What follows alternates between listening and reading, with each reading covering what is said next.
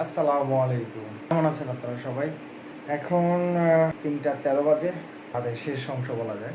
আজকে আমরা 8 জন মিলে যাচ্ছি নেত্রকোনা বিরিশিরিতে। সাথে থাকবেন এবং সম্পূর্ণ ভিডিওটি দেখবেন। একদম রেডি হয়ে বের হয়ে গেছি। 2 জন আসতেছে, বাকিরা হয়তো আস্তে আস্তে চলে আসবে। এরপরে সোজা চলে যাব নেত্রকোনা উদ্দেশ্যে।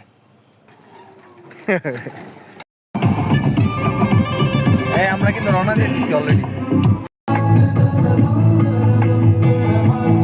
ঘুমিয়ে গেছিলাম, উঠে দেখি সকাল হয়ে গেছে আর আমরা অলরেডি ময়মনসিংহের পথেই আছি।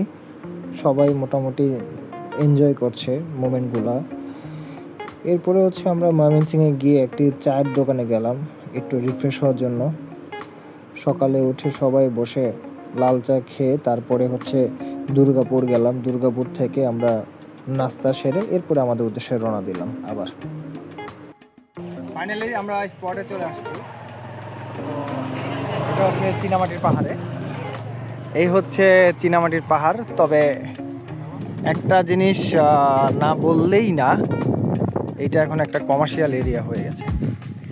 এই যে এখানে মানে এটা সেটা বিক্রি করে জিনিসগুলা নষ্ট করে ফেলছে। যে আপনারা হয়তো দেখতে পাচ্ছেন, আসলে পর্যটন এরিয়াগুলো এভাবেই ধ্বংস হচ্ছে, যেটা আসলে বুঝতেছি। তো আমাদের পর্যটন এরিয়া আমাদেরকে রক্ষা করতে হবে। কত সুন্দর চীনামাটির পাহাড়। এটা পাহাড়, আসলে পাহাড়, কিন্তু ওই যে পাহাড়ের মাঝখানে মাঝখানে দোকান। বেলুন দিয়ে তারা একটা অবস্থান কি করতেছে না করতেছে তো এখন এই জিনিসগুলো তো আমরা তো এগুলো দিয়াবাড়িতেই পাই। তা আমরা এত টাকা খরচ করে আমরা বাংলাদেশের আরেক মাথায় আসবো পাহাড় দেখতে, নাকি এদেরকে দেখতে? আমরা এখন চীনামাটির পাহাড়ের দিকে উঠতেছি। পুরাতন গাছ, এই যে ঠিক এদিক দিয়ে আসলাম।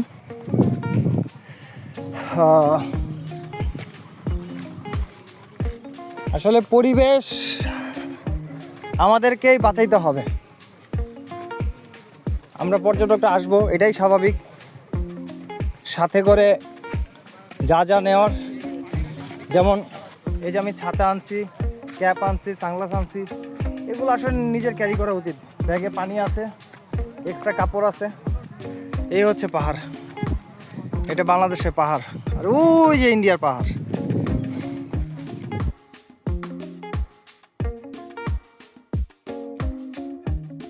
আমরা এখন পিছনের এই পাহাড়টায় উঠবো, ঠিক এদিক দিয়ে উঠবো। তা উঠতে উঠতে কথা হবে। পাহাড় উঠতেছি, এই সেই পাহাড়। এটা যেটা বুঝতেছি, বৃষ্টির সময় খুবই কাদা থাকে, তো খুবই সাবধানে আসলে আসতে হবে।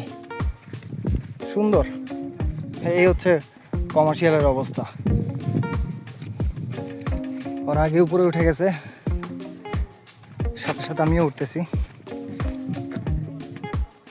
আসলে ট্রেকিং করতে ভালোই লাগে, কিন্তু যখন দেখি যে আসলে পরিবেশ নষ্ট হচ্ছে তখনই খারাপ লাগে, খুব খারাপ। সব চীনামাটি, খুবই খারাপ পাহাড় এটা। বৃষ্টির মধ্যে এটার অবস্থা যে করুণ হয়, এটা দেখলেই বুঝে যেতেছে। খুব রোদ, খুবই গরম। অবশ্যই পানি ক্যারি করবেন সাথে।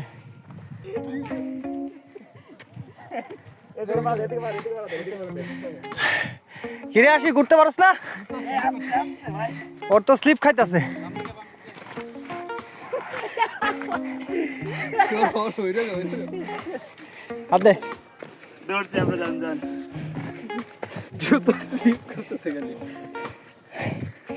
আমার বন্ধু স্লিপ খায় গেছে।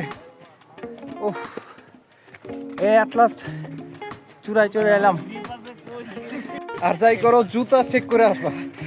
আর পিছনে পুরো ইন্ডিয়া, আর আমরা আছি বাংলাদেশের ভিতরে। থাকো ভাইয়া। আই সেড, যাই করো ব্লকট জায়গার ক্ষতি করো না, আর উল্টা উল্টা মিউজিক ছাড়ো না। আর থ্যাংক ইউ। আমরা আবার এদিক দিয়ে নামতেছি, চলে রিস্ক হয়ে যায়, তারপরও ভয়ের পরে জয়।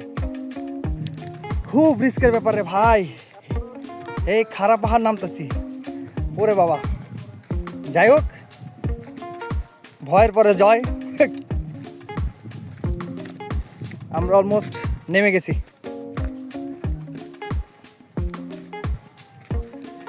এই জায়গাটা যেটা বুঝলাম আর কি,